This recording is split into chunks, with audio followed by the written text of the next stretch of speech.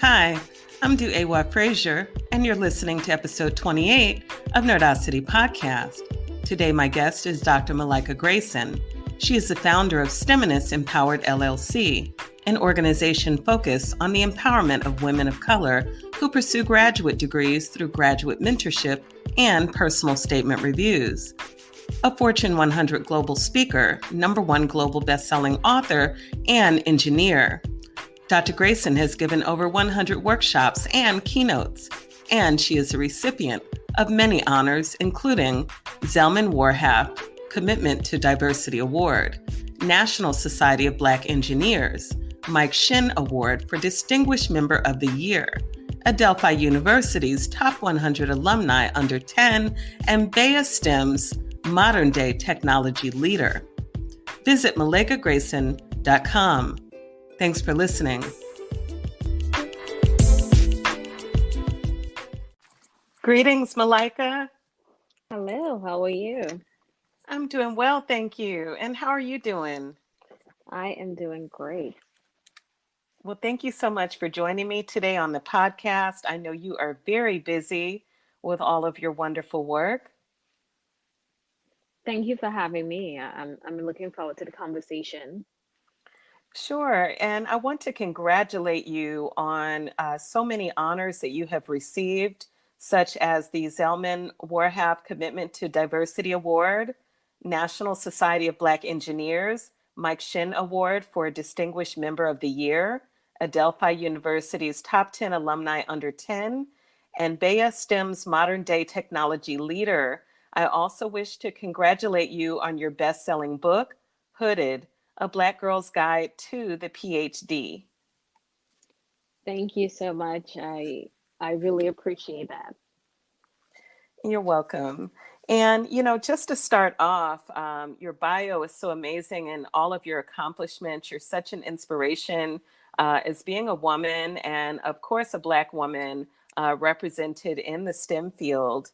And so I wanted to ask you, what are you currently passionate about in your career and your current scholarship? If you take a look at what I do during the day, my day job, and also what I do on my night job, as I like to say, my passion project, what it really shows is that across the board, I'm really passionate about women. I'm passionate about people of color, really advancing in the STEM field, people of color pursuing advanced degrees. That is really what I'm passionate about: STEM diversity, STEM advocacy, and ensuring that we have a voice, ensuring that we are able to use our experiences to continue to go along and increase when it comes to our career trajectory. That's wonderful. And tell me, what is it about STEM that it seems that there needs to be greater advocacy, or I don't know if it's advocacy or recruitment or visibility of African Americans, Black women like yourself, to kind of bring other generations along, younger scholars and new students to be aware of this field, and Black students, and to want to pursue this and have more visibility in it? It's a little bit of everything. When we think of STEM, science, technology, engineering, and math, for me, I grew up in Trinidad and Tobago. And growing up, I didn't see myself represented on the TV screens. I didn't see myself represented in STEM. I saw white males. And when we think about scientists, when we think about the leaders in STEM, that's what we thought about. I didn't see the Mae Jamisons of our lives, or Katherine Johnsons. And I think it's really important, as we continue to promote STEM, as we continue to advocate for STEM and STEM diversity, we ensure that we are encouraging our young girls from a very early age and reminding them that they do belong in this space, despite what they may see, despite what they may be told, and that they should pursue their passion if STEM is their passion. Wow, excellent, and so true. And it's so nice to see you being so visible in this area and being a part of not only just in your day-to-day professional life, but as I see you really promoting this area on social media and really bringing this to the forefront for us in our community. And so this leads me to my curiosity in how you came to create STEMinist Empowered LLC and what has been your focus for this. Sure. I talk about my passion, one of my passions being really encouraging and empowering women of color to pursue advanced degrees. And that is truly the purpose of STEMinist Empowered. It is a platform, it's a place to empower and encourage women of color to pursue advanced degrees through mentorship and through personal statement reviews.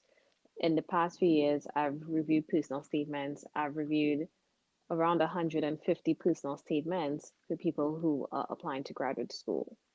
And what really motivated me to continue through and go to the next level with STEMinist Empowered is that I wanted to find a way where beyond the personal statement review, beyond that interaction we've had, how can I continue to stay involved and to be an advocate and to be someone who can empower them through their journey. So we have our first cohort coming up in June with a few women who are currently enrolled in a PhD program across different institutions. And this is a 4-month program, and it is going to be based on mentorship. And we are going to be able to discuss a number of different topics, including STEM entrepreneurship, what it means to be a self-advocate, finding a mentor and a sponsor, branding, networking. Things I think that we don't think of when we're in graduate school, but are so helpful for us throughout the journey and after. Wow, that is so important. And you really brought up a key topic and something that I believe in so much, which is mentorship. It's something that I myself did not feel that I had quite an adequate amount of when it came to my own journey in doctoral or even in prior degree programs other than my undergrad. And so I wanted to ask you, in terms of mentorship, do you find that it is primarily the Black student who is attending a PWI, whether for undergrad or graduate school, that needs stronger mentorship? Or do you feel that this is Black students and Black women across the board, even if they're attending an HBCU? I think there's certainly a need to make sure that our Black students and Black women who attend PWIs or predominantly white institutions feel supported. When you have a community while you attend an HBCU and you're able to build that community, you may not have that same luxury, you may not have that same opportunity when you are attending a PWI. Therefore, you feel as if it's a difficult journey and you aren't sure where to turn to if you do run into difficulties. And the importance of the mentorship piece, especially while attending a PWI, is also being able to find allies, right? And finding allies within that space and people you can look to for an outlet. I think it's important, especially for Black students when they're attending a PWI, for the people who are going to the PWI who aren't minorities to seek out and support and find a way to be allies, be sponsors, be advocates for students of color, because it's not as easy as it seems to find that mentorship, find that sponsorship, find that advocacy, and just someone who's willing to stand up in that space for you. Wow, so true and so very important. And it's great for students, Black women, doctoral candidates to understand what that looks like, gaining those allies and support from various sources. And I want to go back to something I heard you say about self-advocacy, and this is relating to your mention of your first cohort starting in June. And I found this was a key thread in your book, Hooded, which we will come to in just a moment. But I wanted to ask you more about, what does self-advocacy look like for a Black woman candidate in the doctoral program, or in general, even a master's program, when you're facing uncertainty, fear, feeling that you might be faced with, bias and things of that nature. What are some key strategies for self-advocacy? Well, one, self-advocacy starts with your confidence, right? And making sure that when you have those feelings, when you feel as if you're experiencing bias or self-doubt, you work through that self-perceived and internalized self-doubt. Because the only way to move forward and move past some of that struggle is to first be confident in who you are, be confident in what you have to offer, and be confident in what you're bringing to the table and bringing to the space. And I think once we have that foundational piece, then we are able to move forward. When that is not foundational piece, when you don't have those elements, then you find that you are able to experience those things a little bit more, right? So for me, for example, with my journey, one of the things that I went through, especially early on, was that I had an auditory processing disorder, diagnosed with an auditory processing disorder. And because of that, I really lacked confidence in myself. And it was up to me to self advocate for myself and let them know that I needed an extra year. I needed time to get myself together, to figure out a new way of learning where I know that I would succeed. But instead, I was met with doubt. And one of the conversations or one of the comments made for me was, maybe you should just leave with your master's because it's going to be easier for you. If you stay, the PhD is only get harder and harder and harder as you go through your research topic. And for me, I internalized that as, you know what, maybe this person is right. Maybe I do need to leave. And maybe it is easier for me so that I don't put myself through that. Not realizing that I needed to take a step back and advocate for myself and say, no, I belong here. And I have worked very hard, like everybody else, to get to this point, despite the lack of support there may be. And this is me advocating for myself, saying that this is the support that I need to be successful. And remembering it's about me and not my lack of confidence in my ability, but more of what I need when it comes to being successful down the road.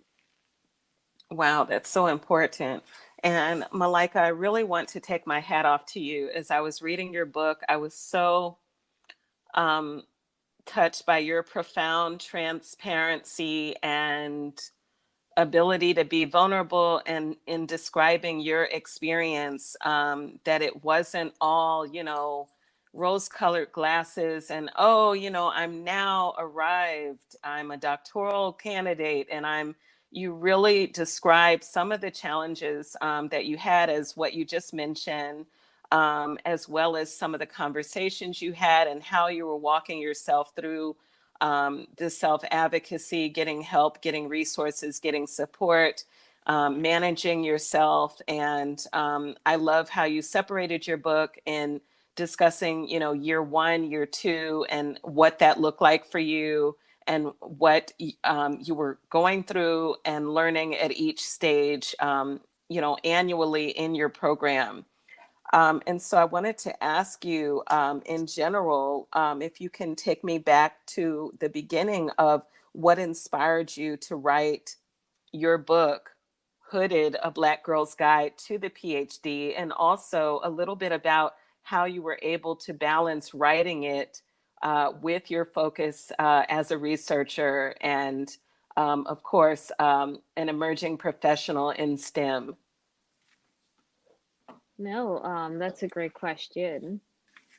Hooded was really born out of my experiences as being the only Black woman in my PhD cohort at the time that I was there. It was born out of the fact that I was only the second Black woman to graduate with a PhD, and I felt very alone. I felt as if I did not have support or as much support as I would like. I had to seek out a community, which I am very glad to this day that I did, because they really lifted me up and carried me through this journey. And that is so important when it comes to finding a community and finding a tribe, no matter what space you're in. Once I had those experiences and I graduated, I really felt conflicted in terms of my experiences. I felt uneasy, I felt unsettled because I knew that what I had gone through, I wouldn't wish it on anybody. Right? Granted that I had some really unique experiences, traumatic experiences, as you tell if you read the book. And it was important for me to be open and be vulnerable because you're right. All people see are the end results and they see the accolades, but they don't really get the insight into the journey, the ugly side of what it's like to go through that experience as a Black woman. And I think that is what motivated me. I started first with Black Girls Guide to Grad School, a blog where I shared my experiences. And as I continued to share my experiences, it really evolved into not just doing one off pieces, but really making it into a story. And eventually, I told myself that I wanted to make sure that I was giving people everything and not just small pieces and small excerpts. And 4 years later, eventually, Hooded was born. Well, that's so wonderful. And just to put it in perspective of your timeline of being a doctoral candidate, were you writing the book during your candidacy, or did this begin after? Like, when did you for sure know, okay, I need this, I need my story to be in a book? I started after I was finished with my journey as a full time engineer within the industry.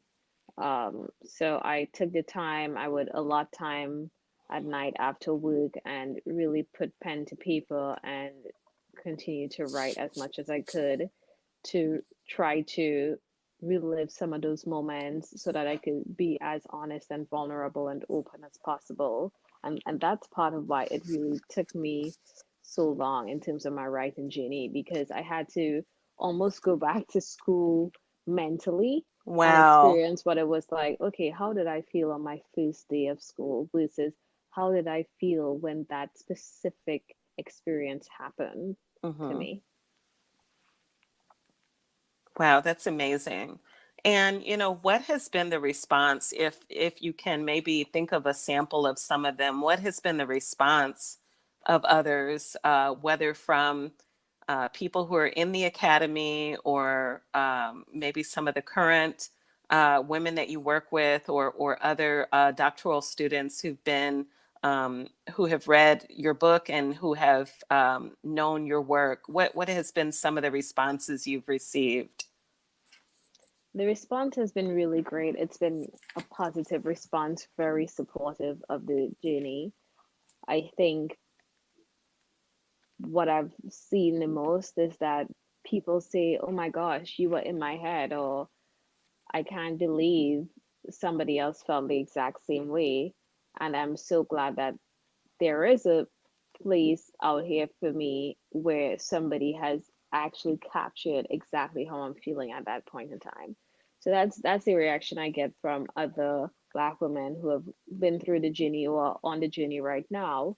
And then people who may not be outside the academy or who aren't in our community, they have said, "Thank you for sharing this book so that I can understand how I can be a better ally, how I can be a better mentor, how I can be a better advocate, and just a better supporter of people of color." And I try to make people understand, even though it's a Black Girl's Guide to the PhD, where you have this guide as well as my experiences, it's more than just that. It's about me sharing my experiences and talking about where I wish I was supported so that others can understand not just what it was like to be on my journey and the guide for them as Black women going through the PhD program, but people who aren't Black, people who aren't on a journey, how they could better support those who are on a journey and who are a part of their community. Sure. And that's very important. I really like how you continue to draw back to, not only what this means for you, yourself as a STEM professional and advocate, and now you have your own program and foundation that you're extending to others, but how this ripples out to the greater community. As you mentioned, networking and mentoring and those kinds of things.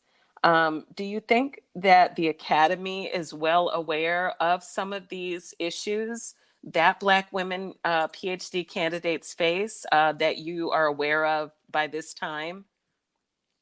Yeah, I think they are. I was fortunate enough to have a conversation recently at my school that I went to and talk to some of the professors about my experiences and hear just what they have done to improve the environment. And I think you have some places within the academy where they are ready to be accountable. It's going to take a lot more work depending on where you are. And some people are more willing to make the investment than others. It's because if the ivory tower, as we like to call it when we refer to the academy, there are so many layers, so many politics when it comes to just people of color and the support we get. And it's going to take a lot of dismantling to make sure that that support is there. Sure. And I'd also like to ask you, in terms of Black women, because this is something very unique. I've had my own experiences that were not always so great, and it was really surprising and also hurtful. You assume that if you're a Black woman in graduate school, that meeting other Black women who are, ahead of you or who have a senior position, or perhaps they're on a committee, that they will be in some ways supportive or at least willing to serve as some kind of a mentor for you, seeing that you're in the early navigation process of your academic career as well as your greater career. Do you find that, I guess I'm leading to, what can Black women do who are in a position, a senior position, a position of being on a committee, or perhaps they are in a tenured faculty member? What should they be aware of how to support um, other scholars coming in, behind them, for lack of a better word, who are seeking that mentorship, not necessarily quote unquote hand holding or coddling, but just to say, hey, I see you. You obviously have so much merit because you've arrived here. What can I do to be of support or service to you on your journey and make this a lot more meaningful for you? Not just challenging to challenge you just because or haze you just because, but how can I add value to your journey rather than detracting from it?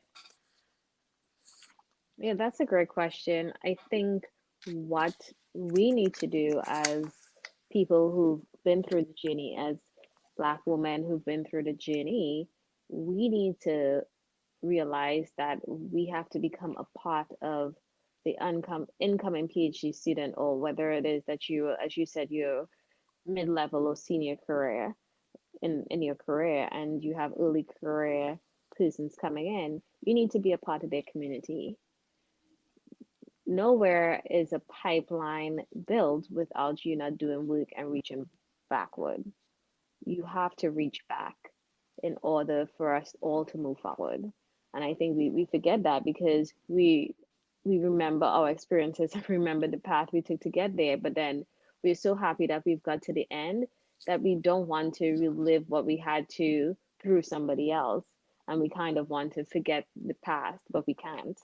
And I think we have to be really intentional if we really talk about it's important for us to have a seat at the table as Black women, and it's important for us to really be seen and be heard, then it starts with not just us, but those who are coming after us, ensuring that they have the tools and the resources that they need to get to the next level so that they could go even beyond us.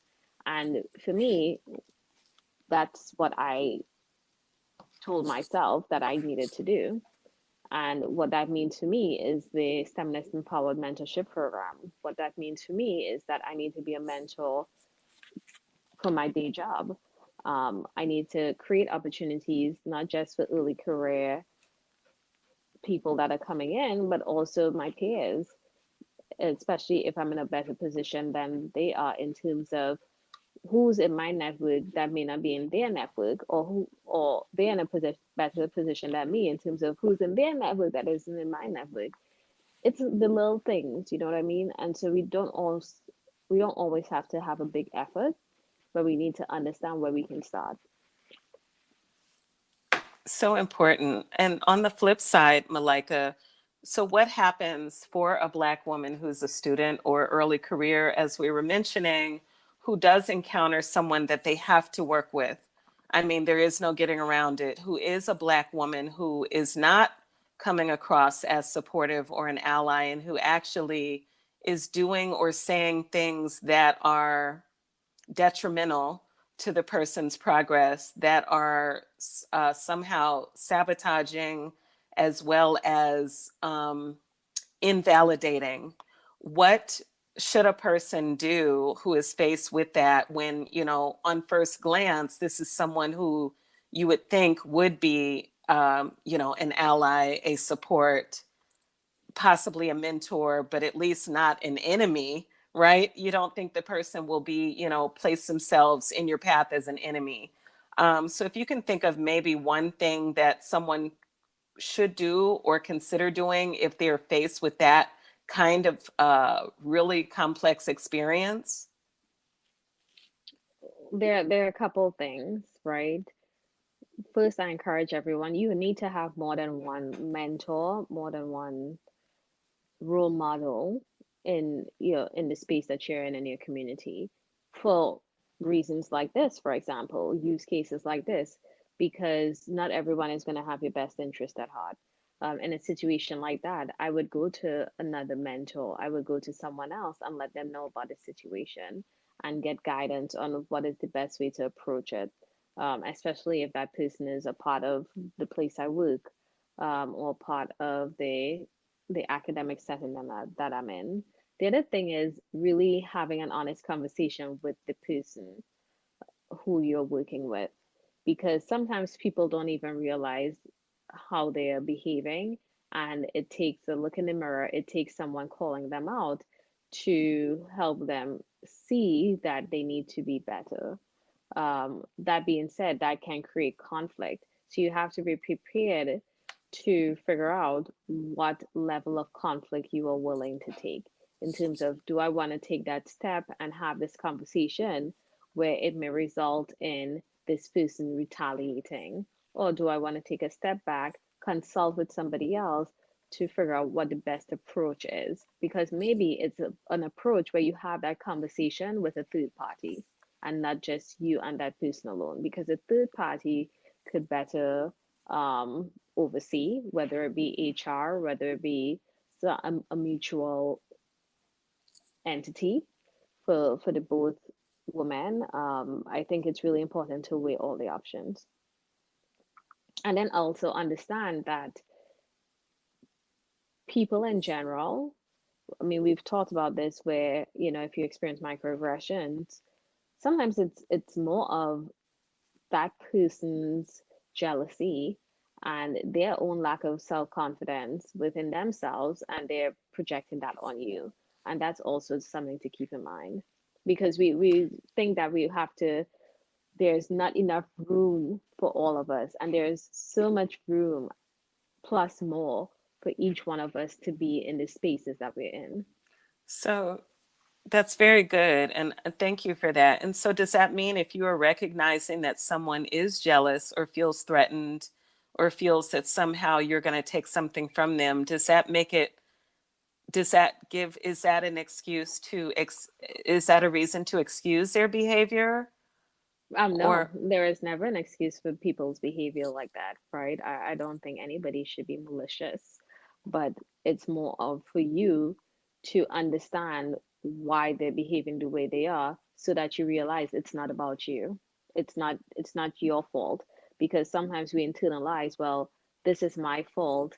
And because it's my fault, it shakes my confidence in myself and what I am offering and my ability and my skill. I see.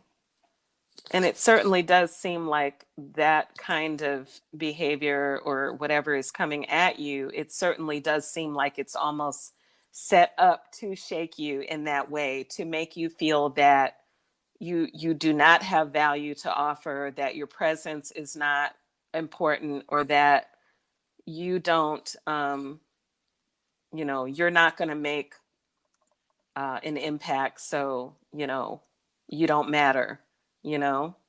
Right, Um, exactly. that's what comes across. But I guess I ask this because I know these are experiences that we have as well.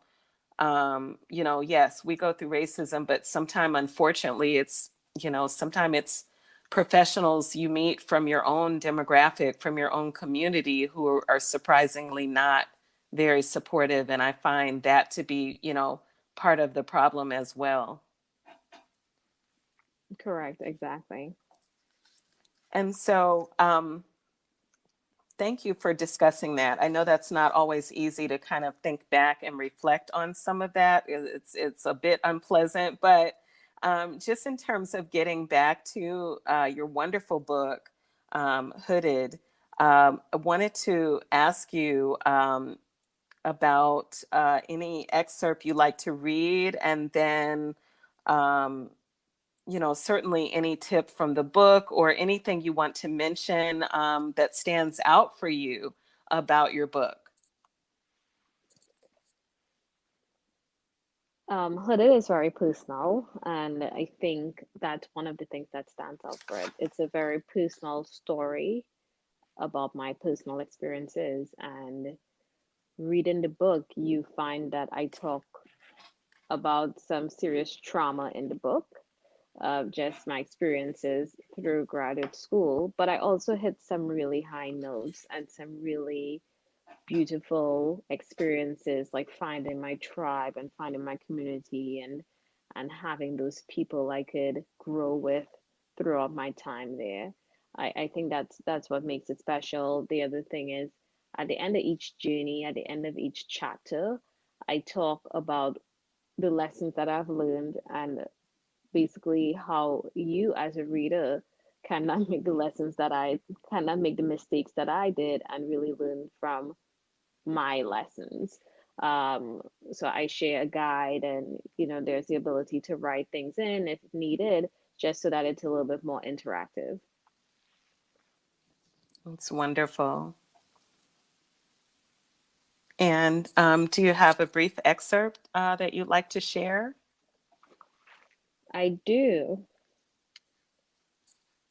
I am going to read from year 3, and this excerpt is about my finding my spirituality and really exploring what spirituality meant to me, especially because I was halfway through that point, right?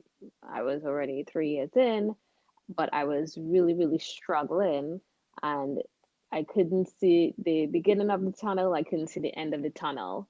All I could see was darkness around me. The spiritual check-in. It was during my morning commute on the bus when I saw her. There she was, as calm as ever, just praying. Even with the incessant chatter of the morning rush, she remained laser focused on her Quran. She appeared so peaceful and centered in spite of it all.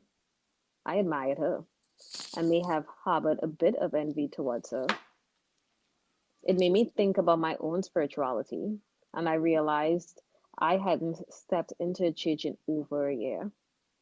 I wondered if my stressful days would be a little less challenging if I started my mornings off like she did, within a sea of stillness. It may sound cliche, but before this point, I didn't fully believe in the power of prayer. We all say that people only pray when times get tough, but is that not how faith works? It's after our lowest points when we cry the loudest and make promises we know that we can never keep. My father's family has been attending the same church for decades, and several of my cousins and I have been christened there. Even though I came from a praying family where both my grandmothers prayed multiple times a day, my prayers were never as frequent. When I did attempt to pray, it often felt monotonous. I am sure you know exactly what I mean. When your heart is truly, when your heart is not truly in it, it goes to the point where it all sounds rehearsed and falls. I sat on my couch later that night trying to plan the 2 semesters ahead. I surprised myself and quite honestly scared myself by the frustrated scream I let out. It contained months of distress as I tried to grapple with my new sense of reality. I needed to find hope and believe that there was going to be a way to make it through.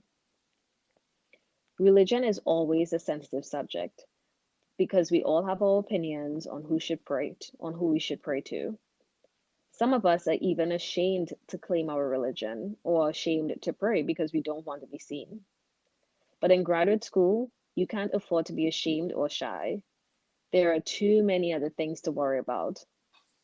When we overthink religion and its meaning in our lives, we overlook the fact that it is less about someone's religion and more about having an outlet that gives you hope and replenishes your faith. I, for one, was going to need all the replenishment I could get. While exploring ways I could define a new relationship with prayer, I also found a sense of community with people who would join me in giving thanks. Often I would go to church and sit in the back without saying a word. I would do my penance, as they say, feeling satisfied that I could now get through my week. For me, it was about finding solace in a place where I could have an open conversation about my faith or even question life without judgment or curious eyes. I wanted to spend time asking the questions that I didn't know the answers to.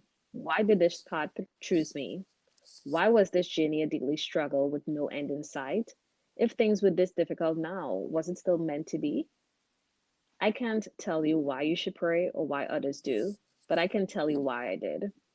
As I mentioned earlier, this was one of the most difficult years throughout my program. Every day came with frustrations that made me want to shed a few tears. Not knowing the solution to my problems, failed experiments, and mostly exhaustion. My spirituality was the one thing that helped me escape. It provided me with the ease of knowing that through my newly reinforced faith, I could get through anything. End of exit. Wow, that is so powerful. And I remember reading the beginning of that earlier today because I was like, wow, I'm so glad that you included spirituality because the doctoral is the journey is its own animal. There's nothing like it. And you almost really do need something outside of yourself, something supernatural to help you get through it. Right, to keep you grounded. I don't know how else. I mean, it's great to have, people, but it's like when you're alone and it's just you and you're doing your research or you're faced with your feelings, your emotions, the difficult things that you're dealing with. Like there are some things that really only you can deal with. Like there are things that someone can't like jump into your body and produce a different feeling in you. That has to come from within. Um, Exactly. And it's so important because I don't think we talk about it enough. And there are no other words to explain it in terms of when I say you need something to hold on to. You need a way to find your center again. And that was my way. yes, you do. And I like to share something with you to add to what you're sharing. And again, I appreciate all of your transparency. And this book is such a gem, and the way you share your thoughts and your feelings. That one thing that I did, and I didn't start out doing it, but certainly toward the last year of my program, I started writing. I mean, there are times I honestly didn't have the energy to pray for myself. But what I did do was write a statement or write an affirmation, related to I'm going to get through this. I will be, Dr. DuEwa Frazier. And I would write it on a small piece of paper and put it in my Bible. And I didn't realize doing that just so many times, just how much I'm sure that helped me get through what I was going through. That is amazing. Yeah, that manifestation is so important. Yes. So I just wanted to validate everything you're saying on the spiritual aspect. Okay. So, Malika, I have a couple more questions for you. Are we good? Yes, let's keep going. Okay. So I know you might have touched upon this a bit when I asked you what can Black women do who are in a certain position to support ones coming, after them. But I want to ask you, what can current or future Black women PhDs and EDD candidates, what can they do, or rather, how can those who are finishing or who will finish, how can they think about reaching back to help others who are coming? That's a great question. They could become mentors. The simplest way to reach back is to become a mentor so that the people who are coming after, they don't feel alone. They don't feel as if, wow, I'm the only one on this journey and I don't know if anyone truly understands. Be a part of their community. And sometimes you think mentorship requires a ton of time. You don't have to be a formal mentor. All it takes is checking in. All it takes is being a part of that person's network so that they can reach out to, saying, if anything comes up, give me a shout. But we really have to, I've said this before, be intentional because as a student going through the pipeline, I felt as if I didn't have time for anything. And really, it was the people who were intentional to reach out to me and check in on me. Those were the people who really helped me get through. And I would encourage women who are almost through the journey to do the same for others coming behind them or after them. That's wonderful. And even though you are in your career, and how many years out of the PhD are you? I am 5 years out this year, actually. Oh, A lot of time has, wow. yep, time That's has amazing. simply, Congratulations, 5 years. thank you. And so, I'd love to ask you, what are 2 to 3, maybe a few important things that you feel that Black women should know before pursuing the PhD? So let's say you've started researching and you know your programs that you're applying to, you know your funding that you're applying for. So then, and it's, most likely a PWI. So now what? What are some things that you need to know right off before you plunge head first into this journey? Well, it's important one to understand the diversity numbers in the school. Who is going to be your community once you get there? And what work is the school doing in terms of making sure that they are supporting diversity and inclusion and equity? That's the first thing. I think for me, I definitely didn't do that type of research, right? But I was blessed enough to attend a school where I was able to find my people. The other thing is you want to make sure as you research that, look at the professors as well, right? Um, Even if it's not in your department, near your other departments, are you going to be able to pinpoint or find a mentor within your department, um, in other departments that you can look to, someone that you can possibly approach? Because I think it's important to find that. And keep in mind, a mentor doesn't have to look like you. But of course, as Black women going into a PhD program, we want to be able to at least have someone we feel comfortable with. The other thing is do not take your mental health for granted. It is okay to take a break. It is okay to feel overwhelmed. And it's important to take that pause and it's important to ask for help if that is needed. I think as Black women, we feel as if we must always be strong because that's how it's always been. When we think about the women in our families, our history, the key is that the Black woman is always strong. but we don't have to be mentally strong all the time.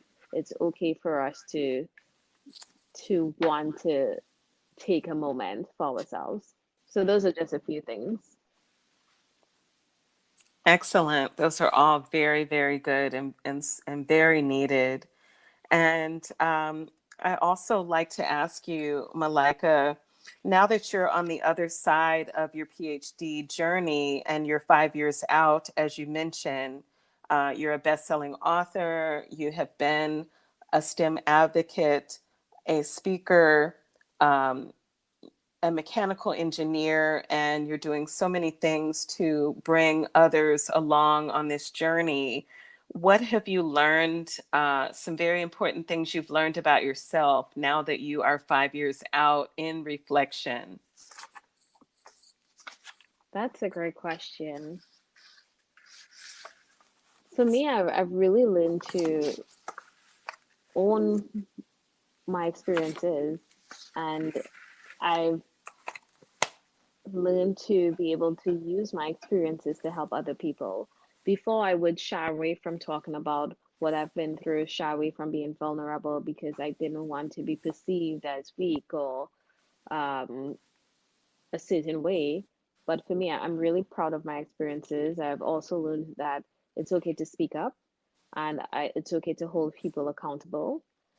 It is okay to make noise and really make a difference and shake things up a bit, because once you have people listening to you, that is when you can truly make a difference. It is so true. And Malika, do you think that you will write another book, perhaps focusing on STEM, Black women in STEM, or STEM entrepreneurship? I don't know. I think that I definitely have some stories in me, but I just have to think about how I want to put them down on paper. Sure. And we'll certainly be on the lookout for any future books that you will have in the works. And Thank you. so, Dr. Malika Grayson, I would just like to know, how can we best support you moving forward? And if you want to speak on anything that you have coming up that we had not touched upon yet. Sure. You can find me online, malikagrayson.com. You can buy my book. It is on my website.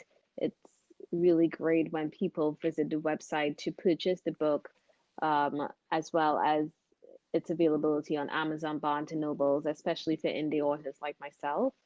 I would also encourage you to, if you really want to help me as well, seek out some other women who are going through a program who may be looking for support. I think that's so important as well. And feel free to reach out to me on LinkedIn if you have any questions. That's so wonderful. And you are on Instagram and Twitter as well. Is that correct? Yes, I am on Instagram, Dr. Malika Grayson, and then Twitter as Malika Grayson. Great. Well, congratulations again, Malika, on all of your success, your book, your PhD, STEMinist Empowered LLC, your speaking career, and so many things that you are doing currently to bring awareness for Black women pursuing PhDs. I certainly wish you the best in everything that you're doing, and I will, of course, continue to follow you. Thank you so much, and thank you for your support. I really appreciate us having this conversation today.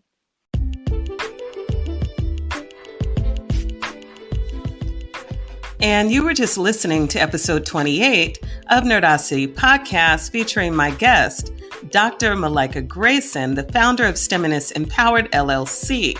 Visit her website at malikagrayson.com. I hope you will follow Nerdacity Podcast on Instagram at Nerdacity Podcast. Tweet me and follow on Twitter at NerdacityPod1. Also visit my website, DuEwaWorld.com, for more information about my writing and this podcast. Definitely, if you've been enjoying these episodes, please consider making a small donation by sending to paypal.me/DuEwaWorld or anchor.fm/DuEwaFrazier/support. Thanks so much for listening. Take care.